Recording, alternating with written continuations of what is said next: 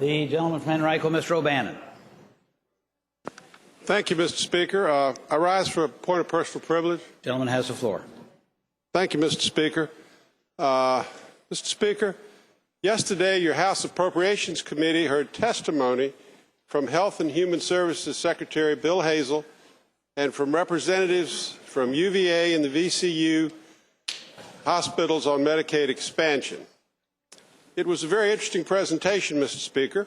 I want to thank those that came and shared their thoughts, and I want to thank Chairman Jones for his leadership and the deliberate process he's bringing to this decision.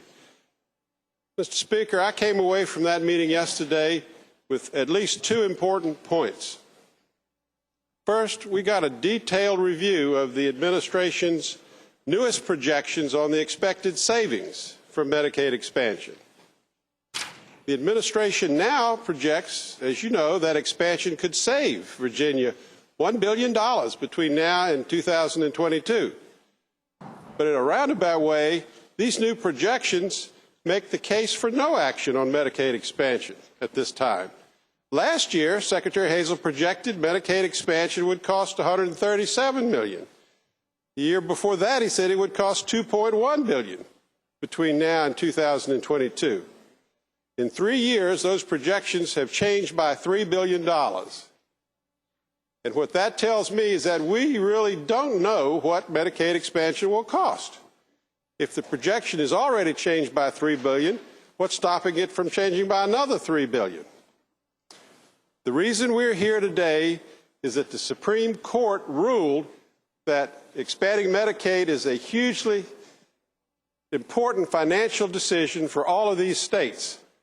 The administration says we have learned from other states that this is true. So why not learn more before we make this decision? My friend Delegate Massey says it best. Let's be good imitators rather than risky originators. The second thing I learned yesterday was that our hospitals, especially our safety net hospitals, are stressed, but they are actually not in financial crisis.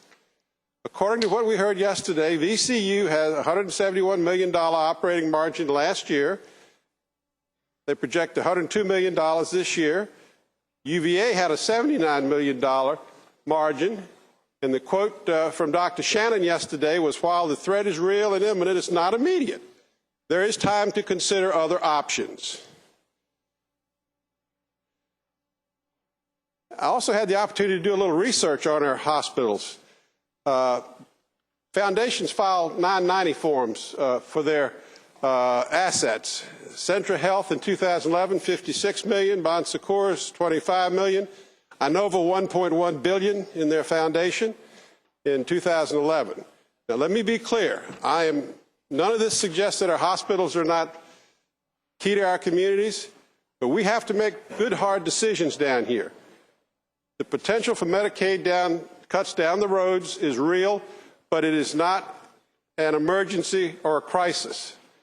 We care very much about our hospitals, particularly our rural hospitals. I assure everybody in here that Delegate Jones, the members of the Appropriation Committee, have hospitals top of mind. We have opportunities we can help the hospitals with inflation adjustments that were not in the introduced budget.